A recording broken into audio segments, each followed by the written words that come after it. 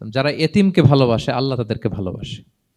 এবং আল্লাহর হাবিব সাল্লাল্লাহু আলাইহি ওয়াসাল্লাম বলতেন, আনা ওয়া কাফিলুল ইয়াতীমি ফিল জান্নাতি কাহাতাইন। আমি এবং এতিমের রক্ষণাবেক্ষণকারী এইভাবে প্রতিবেশীর মতো জান্নাতে থাকব। এই দুই আঙ্গুলের মাঝে যেমনি গ্যাপ নাই, আমার আর এতিমের রক্ষণাবেক্ষণের কারী তার বাড়ির মাঝখানে কোনো গ্যাপ থাকবে না জান্নাতে।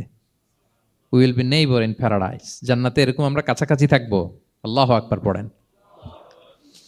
তাহলে এতিমের রক্ষণাবেক্ষণকারীকে আল্লাহ তাআলা ভালোবাসেন। যারা এতিমকে পছন্দ করে না, এতিমকে তাড়িয়ে দেয়, তাদেরকে আল্লাহ পছন্দ করেন। আল্লাহ তাআলা বলেন, আরাআইতাল্লাযী ইউকাযযিবু বিদ্দীন ফাযালিকাল্লাযী ইয়াদুউল ইয়াতীম। যারা আখিরাতকে অবিশ্বাস করে তারাই এতিমকে ঘাড় ধাক্কা দিয়ে তাড়িয়ে দেয়।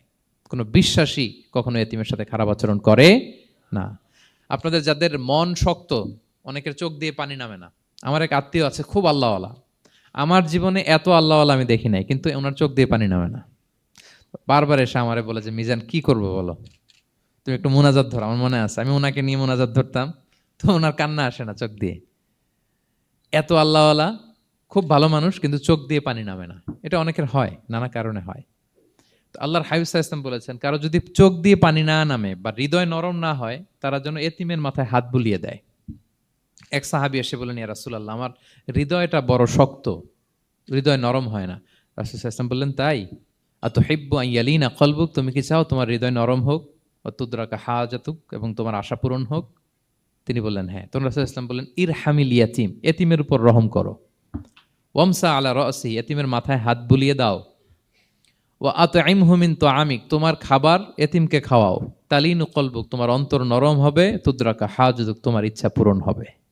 তাহলে হৃদয় যদি শক্ত থাকে, কার মাথায় হাত বুলাবেন? বুলাইছেন কখনো? খুঁজে খুঁজে হাত বুলাবেন।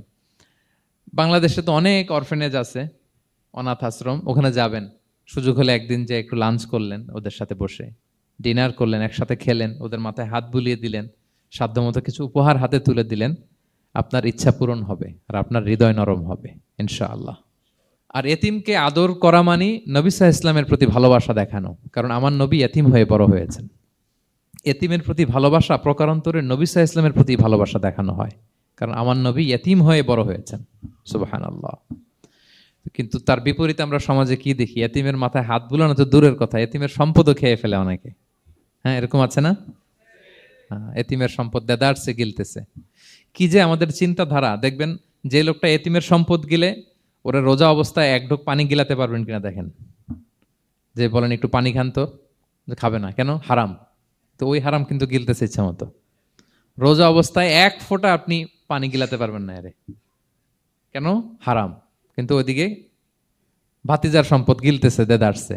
আল্লাহ বলেন, এটা ভাতিজার সম্পদ না, এটা তুমি জাহান্নামের আগুন পেটে ঢুকাচ্ছ। ইন্নাল্লাযীনা ইয়াকুলুনা আমওয়ালাল ইয়াতামা যুলমান ইন্নামা ইয়াকুলুনা ফি বুতুনিহিম নারা ওয়া সায়াসলাউনা সাঈরা। যারা এতিমের সম্পদ খায়, এটা সম্পদ না, এটা জাহান্নামের আগুন তুমি পেটে ঢুকাচ্ছ।